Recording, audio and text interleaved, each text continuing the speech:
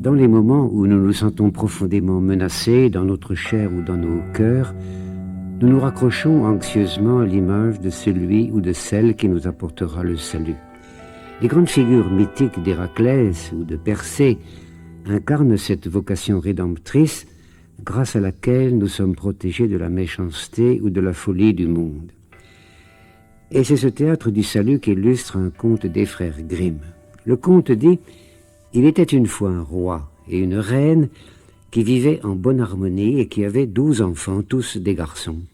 Alors le roi dit à sa femme « Si le 13e enfant que tu mettras au monde est une fille, les 12 garçons mourront pour que sa richesse soit grande et qu'elle hérite seule du royaume. » Il fit aussi fabriquer 12 cercueils, tous emplis de copeaux déjà, et dans chacun le petit oreiller mortuaire. Et il les fit déposer dans une chambre close dont il donna la clé à sa femme en lui recommandant strictement de n'en rien dire à personne. Dès lors, la mère resta assise à longueur de journée, emplie de chagrin et de deuil, si malheureuse que son petit dernier, qui ne la quittait guère, celui qu'elle avait appelé Benjamin, selon la Bible, finit par lui demander « Chère maman, pourquoi es-tu si triste ?» « Mon chéri, lui répondit-elle, il ne m'est pas permis de te le dire. » Mais il ne la laissa pas en repos avant qu'elle n'eût ouvert la chambre et ne lui eût montré les 12 petits cercueils déjà pleins de copeaux. « Benjamin, mon chéri, lui dit-elle, ces cercueils, c'est pour toi et tes 11 frères que ton père les a fait faire, parce que si je donne naissance à une fille, vous serez tous tués et couchés dedans pour être enterrés. » Et comme elle pleurait tout en lui disant cela, son fils la consola et lui dit « Ne pleure pas, chère maman, nous saurons bien nous en garder et nous allons partir. Toi et tes 11 frères, allez-vous-en là-bas dans la forêt, lui dit-elle, et tout en haut de l'arbre le plus haut qu'on puisse trouver, que toujours l'un de vous soit installé à faire le guet pour surveiller ici le donjon du château. Si je mets au monde un garçon, je hisserai un drapeau blanc, et vous pourrez revenir. Si c'est une fille, par contre, je hisserai un drapeau rouge, et alors vous vous enfuirez au plus vite et le plus loin possible, et que Dieu vous protège. » Lors donc qu'elle eut béni ses fils, ils s'en allèrent dans la forêt, et là, perchés tout au sommet du chêne le plus haut, l'un d'eux guettait pour tous les autres et ne quittait pas des yeux le donjon du château. Lorsqu'ils en furent au 11e jour et que c'était le tour de Benjamin, il vit que montait l'étendard, mais ce n'était pas le blanc drapeau, c'était la sanglante oriflamme annonciatrice de leur mort à tous. Et quand ses frères l'entendirent, ils furent pris de colère et dirent « Faut-il que nous nous souffrions la mort à cause d'une fille? Nous jurons de nous venger. Où que nous rencontrions une fille, son sang rouge coulera. » Sur quoi, ils s'enfoncèrent toujours plus avant dans la forêt, au plus profond de laquelle, dans son cœur le plus ténébreux, ils découvrirent une petite cabane enchantée. « C'est ici que nous allons habiter, décidèrent-ils.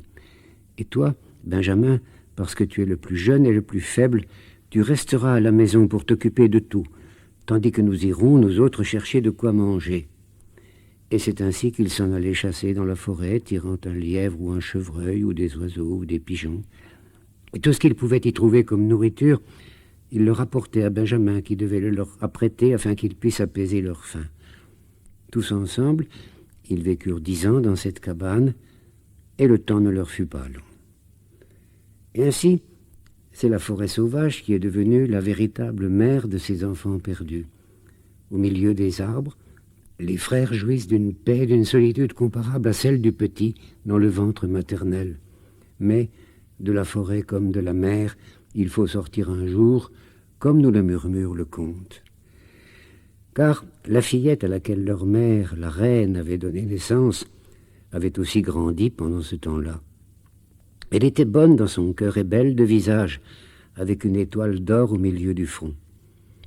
Un jour de grande lessive, elle remarqua sur le séchoir 12 chemises d'hommes et demanda à sa mère « À qui sont ces chemises bien trop petites pour mon père ?» Sa mère lui répondit, le cœur lourd « Ce sont celles de tes 12 frères, ma chère enfant. »« Mais où sont-ils, ces 12 frères que je n'ai encore jamais vus ?» interrogea la fillette. « Dieu le sait où ils sont, soupira la mère. Ils errent de par le vaste monde. » Et la reine emmena la petite, lui ouvrit la chambre close et lui montra les 12 cercueils déjà pleins de copeaux, avec chacun le petit oreiller mortuaire. Ces cercueils, lui dit-elle, étaient destinés à tes frères, mais ils se sont enfuis secrètement avant ta venue au monde. Elle lui raconta comment tout cela s'était passé. « Ne pleure pas, chère maman, je vais aller à la recherche de mes frères et je les trouverai, dit la fillette, qui prit les 12 chemisettes et s'en alla sur l'heure tout droit dans la grande forêt. Elle marcha tout le jour, et quand ce fut le soir, elle arriva devant la petite cabane enchantée. Elle y entra et se trouva devant un jeune garçon qui lui demanda « D'où viens-tu et où vas-tu » tout étonné de la voir si jolie dans sa robe royale avec son étoile d'or au front. « Je suis fille du roi, lui répondit-elle, et je cherche mes 12 frères. Pour les trouver, j'irai aussi loin que le bleu du ciel. » Elle lui fit voir aussi les 12 chemisettes qui leur appartenaient, et Benjamin comprit qu'elle était leur petite sœur. « Je suis Benjamin, lui dit-il, le plus jeune de tes frères. » Des larmes de joie lui vinrent en entendant cela, et Benjamin en pleura aussi. Ils s'embrassèrent et se cajolèrent de tout leur cœur attendri et plein d'amour. Puis Benjamin reprit la parole. « Ma chère sœur, il y a encore un mais, c'est que nous nous sommes juré la mort de toute fille que nous viendrions à rencontrer, parce qu'il nous a fallu quitter notre royaume à cause d'une fille. Si c'est pour libérer mes frères, moi, je veux bien mourir, dit-elle. Oh non, il ne faut pas que tu meures.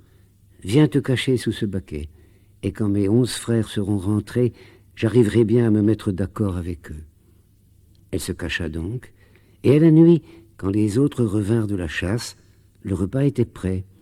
Ils se mirent à table, commencèrent à manger, et demandèrent « Quoi de neuf ?»« Comment, vous ne savez rien ?» dit Benjamin. « Non, répondirent-ils tous. « C'est vous qui courez la forêt, reprit Benjamin, et moi qui reste ici, à la maison, j'en sais pourtant plus que vous. »« Alors, dis-le, raconte, dis-le, s'écrièrent-ils. Mais d'abord, me promettez-vous que la première fille que nous verrons ne sera pas tuée ?»« Oui, c'est promis, d'accord, elle aura sa grâce, clamèrent-ils tous. Et maintenant, raconte-nous. »« Voilà, dit Benjamin, notre sœur est ici. » Il retira le baquet, découvrant la fille du roi dans sa robe royale avec son étoile d'or au front. Ah, qu'elle était jolie et gracieuse et fine. Ils en furent tous ravis et lui sautèrent au cou, l'embrassèrent tendrement et l'aimèrent dès le premier moment de tout leur cœur. Alors, elle resta à la maison avec Benjamin et l'aida dans son travail tandis que les 11 frères couraient la forêt pour chercher du gibier. Un jour donc que le frère et la sœur avaient cuisiné un bon repas, ils se mirent tous à table, se régalèrent et se sentirent pleins de joie. Touchant à la cabane enchantée, il y avait un jardinet. Et dans ce jardinet, 12 lys de l'espèce qu'on appelle des étudiants. La fillette, pour faire un plaisir à ses 12 frères, et voulant leur offrir à chacun une fleur pendant le repas, quitta la table et alla cueillir les 12 lys. Mais, à l'instant même où elle les cueillit, les 12 frères furent changés en 12 corbeaux qui s'envolèrent par-dessus la forêt, tandis que la cabane et son jardinet disparaissaient aussi. D'un seul coup, la malheureuse fillette se trouva toute seule au beau milieu de la forêt sauvage, ne comprenant pas ce qui lui arrivait. Comme elle était là, regardant autour d'elle avec stupéfaction, une vieille femme se trouva soudain à côté d'elle et lui dit « Mon enfant, qu'as-tu fait? Pourquoi n'as-tu pas laissé les 12 fleurs blanches comme elles étaient? Car elles étaient tes frères, et à présent, ils sont changés en corbeaux pour toujours. » « N'existe-t-il donc aucun moyen de les délivrer ?» demanda la fillette en larmes. « Non, déclara la vieille femme, car à la vérité, il n'en existe qu'un seul au monde, et il est si difficile que tu n'y arriveras jamais. Il faut en effet que tu restes 7 ans, muette, pour les délivrer, sans te permettre ni un mot, ni un rire. Et si jamais tu prononçais une seule parole, fût-ce même 1 heure avant la fin des 7 ans, tout aurait été vain, et tes frères seraient tués par cette seule parole. » La fillette, dans le fond de son cœur, se dit « Je sais assurément que je délivrerai mes frères. Elle partit de là, se chercha un grand arbre et grimpa s'y percher, puis se mit à filer sans dire un mot, ni jamais rire. Mais il advint qu'un roi chassa dans cette forêt, et le grand lévrier qu'il avait avec lui courut à l'arbre sur lequel se tenait la fillette, sautant et aboyant à grand bruit vers le haut. Le roi vint à son tour et aperçut la jolie princesse avec son étoile d'or au front, si ravissante dans sa beauté qu'il cria vers elle, lui demandant si elle acceptait de l'épouser. Elle ne répondit point, mais acquiesça d'un léger signe de tête. Alors, il grimpa jusqu'à elle dans son arbre, la prit dans ses bras pour la faire descendre, la mit sur son cheval et rentra avec elle dans son château, où le mariage fut célébré avec beaucoup de pompe et non moins d'allégresse. Mais la mariée ne parlait et ne riait point. Au bout de quelques années que les jeunes époux avaient vécu dans le bonheur, la mère du roi, qui était une mauvaise femme, se mit à dénigrer et à calomnier la jeune reine. « C'est une vulgaire mendiante que tu as ramenée à la maison, dit-elle au roi, et qui sait ce qu'elle ne fait pas en secret, qu'elle soit muette et ne puisse parler, passe encore, mais elle pourrait rire au moins. Qui ne rit pas a mauvaise conscience. » Le roi, pour commencer, se contenta de faire la sourde oreille, mais la vieille femme se démena si bien et si longtemps, accusa la reine de tant de choses impies, que le roi, à la fin, se laissa circonvenir et la condamna à mort. Le grand bûcher sur lequel elle devait brûler fut dressé et allumé dans la cour du château. Et le roi, qui l'aimait tant encore, avait les yeux pleins de larmes en regardant par la fenêtre. Déjà, elle était liée au poteau du supplice. Déjà, les flammes commençaient à lécher ses vêtements de leurs longues langues rouges, quand les tout derniers instants des 7 années s'écoulèrent. Et soudain, on entendit dans les airs un grand froissement d'ailes, et l'on vit arriver 12 corbeaux qui se posèrent aussitôt, et comme ils touchaient le sol, ce n'étaient plus des corbeaux, mais ses 12 frères, dont elle avait gagné la délivrance. Ils dispersèrent le bûcher, éteignirent les flammes, et sauvèrent leur sœur bien-aimée qu'ils entourèrent, l'embrassant et la cajolant tendrement. Et maintenant qu'elle pouvait ouvrir la bouche et parler, elle expliqua au roi pourquoi elle avait été muette et n'avait jamais ri. Et c'est ainsi que tous, jusqu'à leur mort, ils vécurent ensemble en parfait unisson.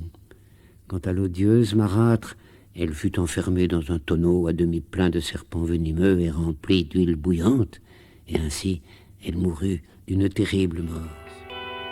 Et ce conte illustre cette chaîne des métamorphoses qui lentement nous permet d'entrer dans notre réalité profonde.